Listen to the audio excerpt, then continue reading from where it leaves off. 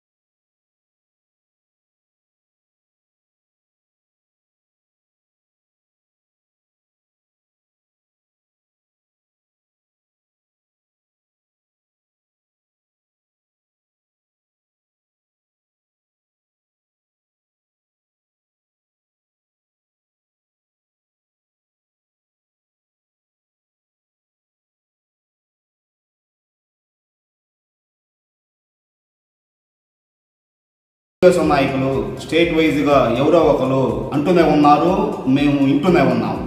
ఎవరైనా సరే తెలుగుదేశం నాయకులు చెప్తున్నా నేను, మా గ్రామానికి వచ్చి చూడండి, డెవలప్మెంట్ పనులు జరిగిందా జరగలేదా అనేది మీరు ఆలోచించండి.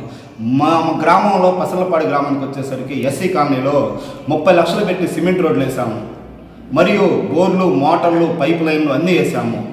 మా గ్రామానికి ఎస్సీ కాలనీకి 50 లక్షలు పెట్టి ఒక చర్చి నిర్మాణం, 15 లక్షలు పెట్టి ఇంకొక చర్చి నిర్మాణం. అదే ఎస్టీ కాలనీలోకి వచ్చేసరికి 15 లక్షలు పెట్టి ఒక సిమెంట్ రోడ్లు కావచ్చు, 20 లక్షలు పెట్టి తెలం గుడి కావచ్చు.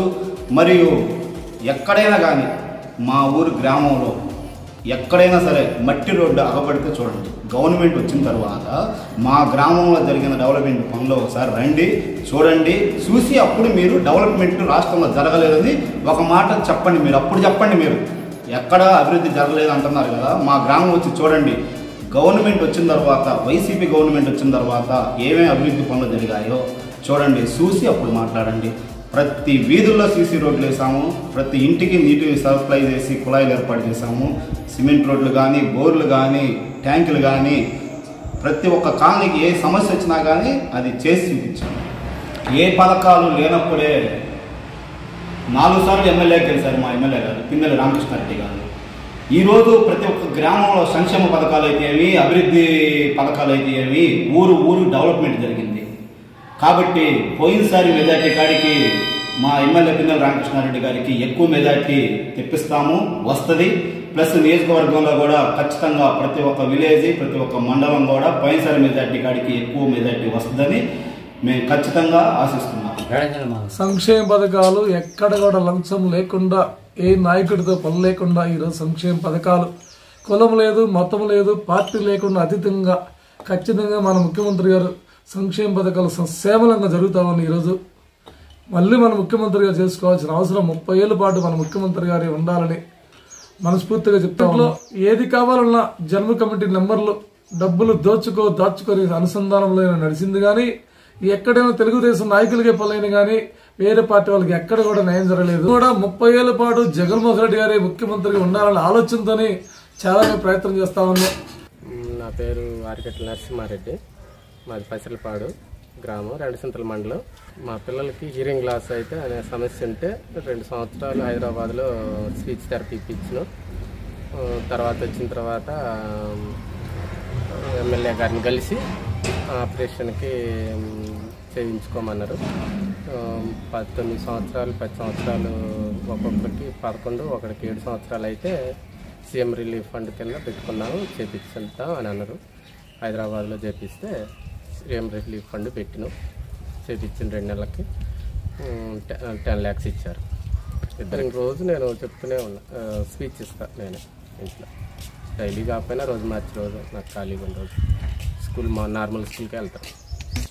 Thank you CM CM CM M M CM sir.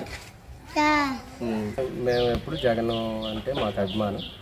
మా అభిమానం. కొద్దిగా వాళ్ళు మాకు కూడా మేలు జరిగింది. మా పథకం చాలా మందికి ఉపయోగపడుతుంది.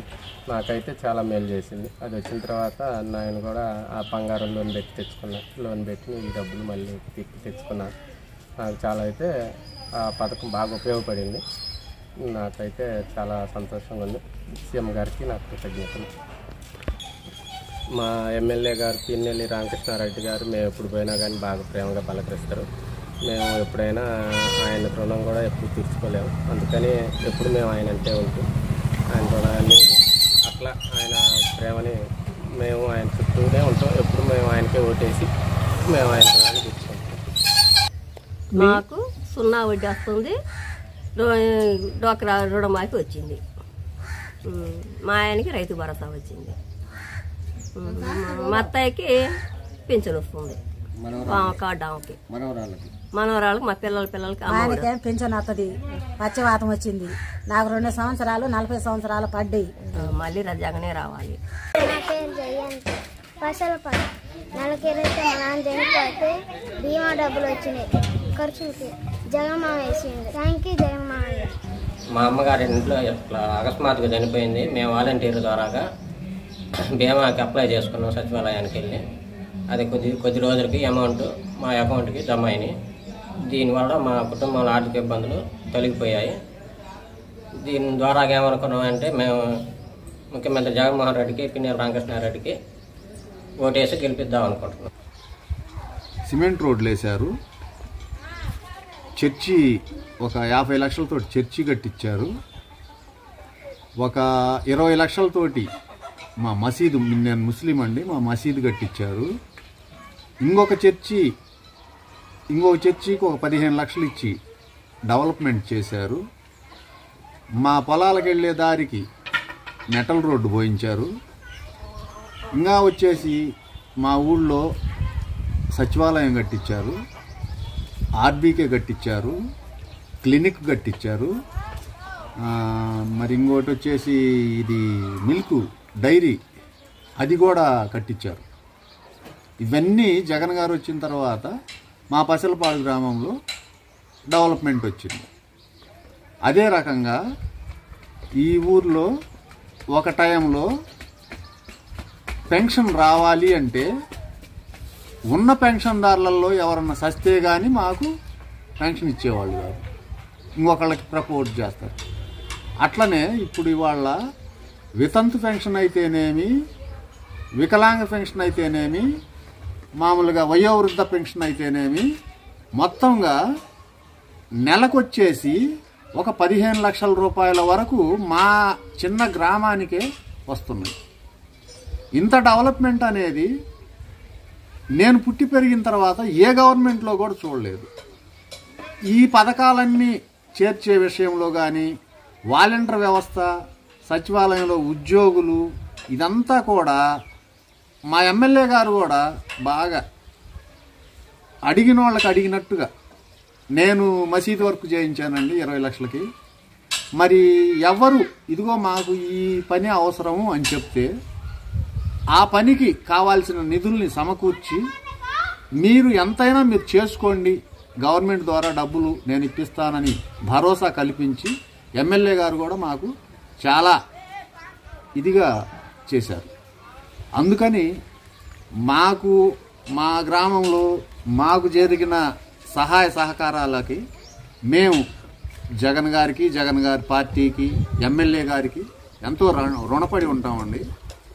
మాకు నెక్స్ట్ ఎలక్షన్లో కూడా మా రామకృష్ణారెడ్డి గారిని, మా జగన్ గారిని మేము మళ్ళీ గెలిపించుకోవాలని కొండంత ఆశతోటి ఉన్నాం. ఆయన గారు 2009లో ఇదే రామకృష్ణారెడ్డి గారి మీద పోటీ చేసి ఓడిపోయి ఒక 7 మర్డర్ల ముద్దా అయ్యి మా నియోజకవర్గాన్ని వదిలిపెట్టి వెళ్ళిన వ్యక్తి ఆయన. సరే, ఈ మధ్య కాలంలో ఏం జరిగిందో, ఎట్లా జరిగిందో చాలా మాకు కూడా కొంతవరకు తెలుసు. ఆయన చాలా ఇబ్బంది పడ్డాడు. ఆయన పార్టీ కూడా ఆదుకోలేదు.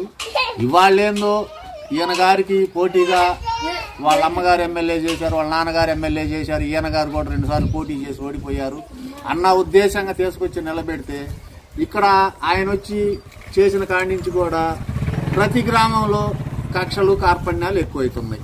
అంతకు మించి ఆయన చేయగలిగేది ఏమి లేదు, చేసేది ఏమి లేదు. ఆల్రెడీ ప్రతి ఊరికి ఏ ఊర్లోనైనా అసలు ఇది అందలేదు అంటానికి లేకుండా ప్రతి చోట కూడా మాకు అన్ని సౌకర్యాలు అందుతుంది. వైఎస్ రాజశేఖర రెడ్డి గారు ఆ రోజుల్లో 4% రిజర్వేషన్ కల్పించినందు మూలంగా నా ఇద్దరు కొడుకుల్ని నేను బీటెక్ చదివించుకున్నాను. నా స్థాయికి నా ఇద్దరు కొడుకుల్ని నేను బీటెక్ చదివించాలంటే అది సాధ్యపడేది కాదు. ఆయన దయ వల్ల నేను నా ఇద్దరు కొడుకుల్ని నేను బీటెక్ చదివించుకొని వాళ్ళ బ్రతుకు వాళ్ళు బ్రతికే విధంగా ఇవాళ నేను నా సహాయ సహకారాలు నా పిల్లలకు అందించా. అదే రకంగా మా స్టేట్ మొత్తం మీద కూడా ఇవాళ ముస్లిం మైనార్టీలకి జగన్ గారు వచ్చిన తర్వాత వాళ్ళ నాన్న ఒక అడుగు ముందుకేసి 4% ఇస్తే ఈయన ప్రతి ముస్లిం మైనార్టీలకు కానీ బడుగు బలహీన వర్గాలకు కానీ ఎస్సీ ఎస్టీ బీసీ మైనార్టీలకు కానీ ప్రతి విషయంలో కూడా రాజకీయంగా కూడా అన్ని సమాన హక్కులు కల్పిస్తూ కార్పొరేషన్లే ఇచ్చారు, మినిస్టర్లే ఇచ్చారు, ఎమ్మెల్సీలే ఇచ్చారు. అనేక రకాలుగా మా ముస్లింస్ను కూడా చాలా విధాలుగా ఆయన గారు మమ్మల్ని ఆదుకుంటున్నారు. మాకు ఈ గవర్నమెంటే మళ్ళీ రావాలా, జగనే మళ్ళీ ముఖ్యమంత్రి కావాలా, మా రామకృష్ణారెడ్డి గారే మళ్ళా ఎమ్మెల్యేగా గెలవాలి. అమ్మఒడి, డోక్రా మహిళల రుణమాఫీ ఒకటి, పోతే అమ్మాయి బీటెక్ చదువుతుంది, గవర్నమెంట్ సీట్ ఇచ్చింది, ఆ పథకం కూడా అమ్మాయికి పెద్ద లేకుండా జరుగుతుంది.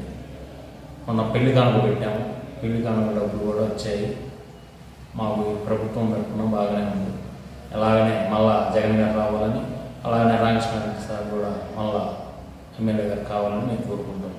మాకు మసీదుకి 20 లక్షలు ఇచ్చారు రామకృష్ణారెడ్డి గారు. జగన్ గారు ఈసారి ఇంకా అభివృద్ధి చేస్తాడు, పింఛన్ వాళ్ళకి పింఛన్లు ఇస్తాడు, ఇంటికి తెచ్చి ఇస్తాడు. ఇలా అన్ని పథకాలు మంచిగా ఉన్నాయి. మా మసీదులో ఇంకా 20 లక్షలు పనిచేసాం. వైభోగంగా ఉంది మా మసీదు. వజల్పాటిలో ముస్లింస్ మొత్తం మేము ఈసారి రామకృష్ణారెడ్డి గారికి ఓటేసి మొత్తం గెలిపించుకుంటాం. మేమంతా కలిసికట్టుగా ఉండాం. మేమంతా మసీదుకి 20 లక్షలు ఏమని అడిగాం, ఇచ్చిండు ఆయన. మాకు ఇంకా పథకాలు ఇస్తానన్నాడు. ఇంకా చేసే ఇది ఉంది, మాకు ఇంకా చేయాలని. మాకు ఊళ్ళో మట్టి రోడ్డు అంటూ లేదు, మాకంతా సిమెంట్ రోడ్లే. ఏ పనైనా కానీ చేసి పెట్టిండు. నీళ్ళు ఇంటింటికి నీళ్లు మాకు అన్నీ చేసి పెట్టిండు.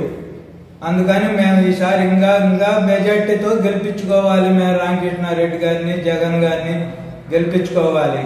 పిన్నెల్లి రామకృష్ణారెడ్డిని గెలిపిద్దాం, మాచర్ల అభివృద్ధిని కొనసాగిద్దాం.